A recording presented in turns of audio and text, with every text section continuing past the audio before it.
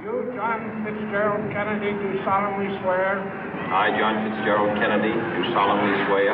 That you will faithfully execute the office of President of the United States. That I will faithfully execute the office of President of the United States. And will, to the best of your ability. And will, to the best of my ability. Preserve, protect, and defend the Constitution of the United States. Preserve, protect, and defend the Constitution of the United States. So help you God. So help me God.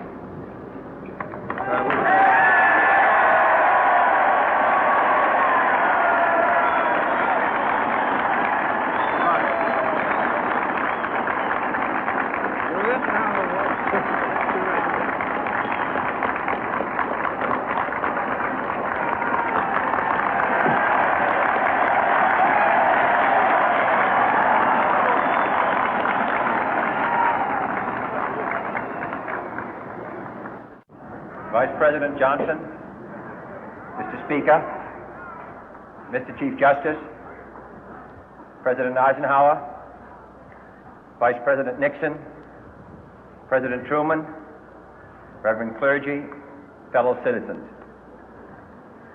We observe today not a victory of party, but a celebration of freedom, symbolizing an end as well as a beginning, signifying renewal as well as change.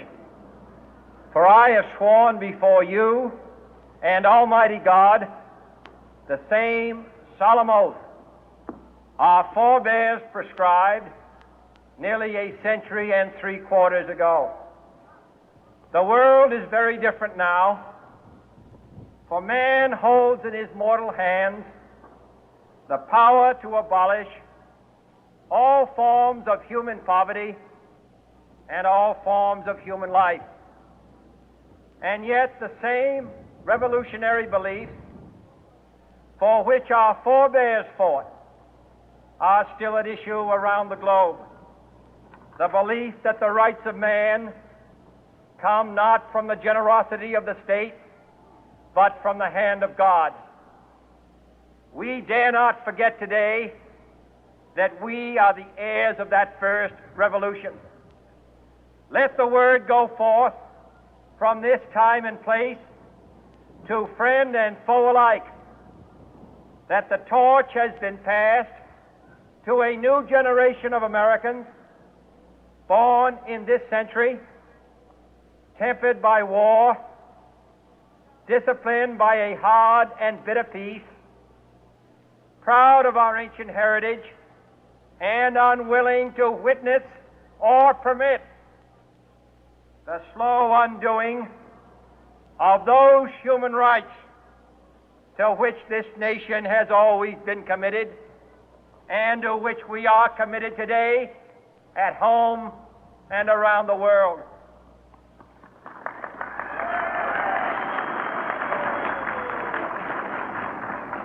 Let every nation know, whether it wishes us well or ill, that we shall pay any price, bear any burden, meet any hardship, support any friend, oppose any foe to assure the survival and the success of liberty.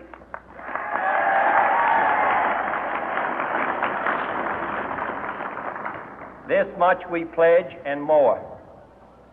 To those old allies whose cultural and spiritual origins we share, we pledge the loyalty of faithful friends. United, there is little we cannot do in a host of cooperative ventures. Divided, there is little we can do, for we dare not meet a powerful challenge at odds and split asunder. To those new states whom we welcome to the ranks of the free, we pledge our word that one form of colonial control shall not have passed away, merely to be replaced by a far more iron tyranny. We shall not always expect to find them supporting our view, but we shall always hope to find them strongly supporting their own freedom, and to remember that in the past, those who foolishly sought power by riding the back of the tiger ended up inside.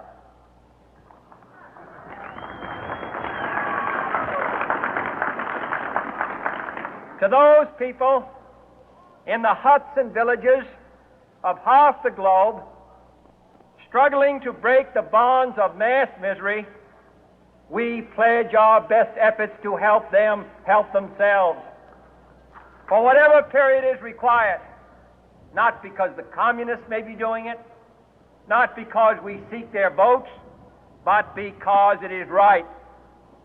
If a free society cannot help the many who are poor, it cannot save the few who are rich.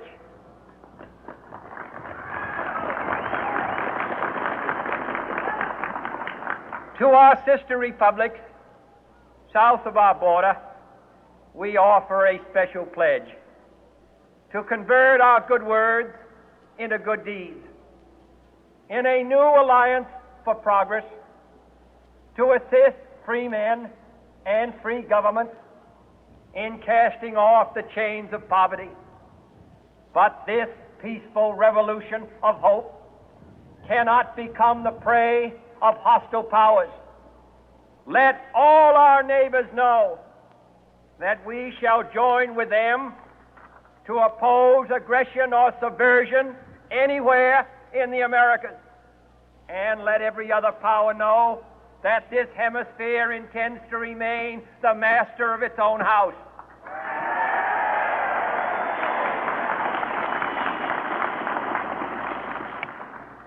To that World Assembly of Sovereign States, the United Nations, our last best hope, in an age where the instruments of war have far outpaced the instruments of peace, we renew our pledge of support to prevent it from becoming merely a forum for invective, to strengthen its shield of the new and the weak, and to enlarge the area in which its writ may run.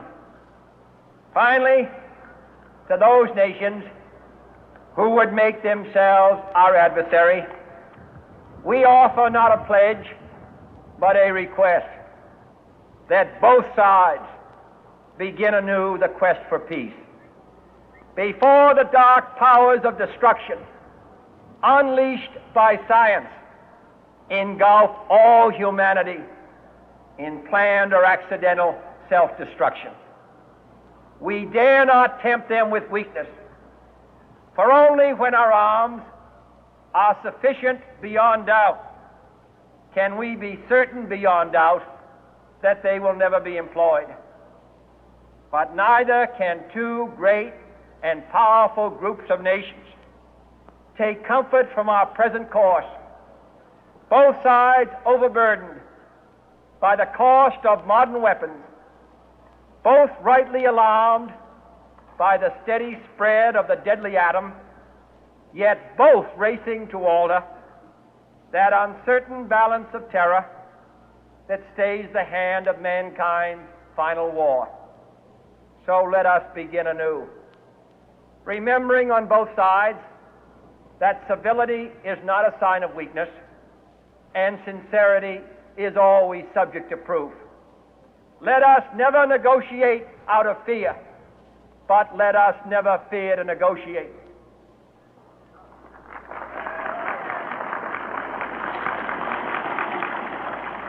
Let both sides explore what problems unite us, instead of belaboring those problems which divide us.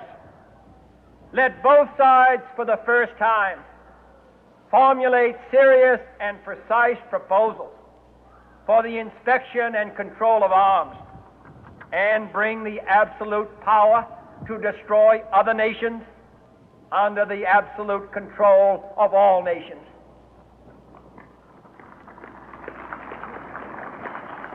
Let both sides seek to invoke the wonders of science instead of its terrors. Together, let us explore the stars, conquer the deserts, eradicate disease, tap the ocean depth, and encourage the arts and commerce. Let both sides unite to heed in all corners of the earth the command of Isaiah to undo the heavy burden and let the oppressed go free. And if a beachhead of cooperation may push back the jungle of suspicion, let both sides join in creating a new endeavor, not a new balance of power, but a new world of law, where the strong are just and the weak secure and the peace preserved. All this will not be finished in the first 100 days, nor will it be finished in the first 1,000 days, nor in the life of this administration, nor even perhaps in our lifetime on this planet. But let us begin.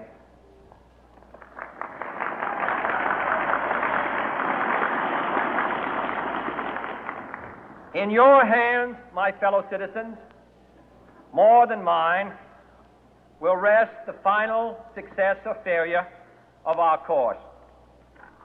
Since this country was founded, each generation of Americans has been summoned to give testimony to its national loyalty.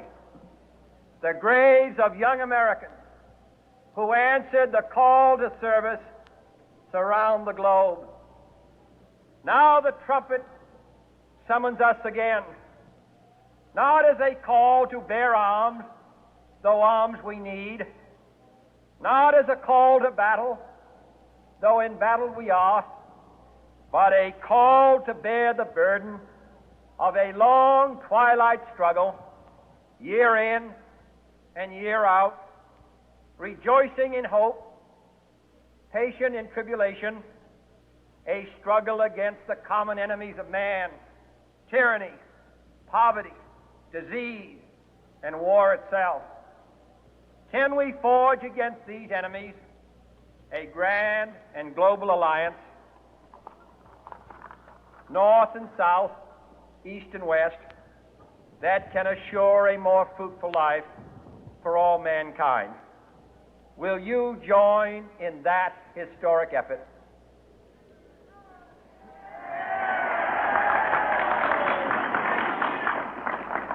In the long history of the world, only a few generations have been granted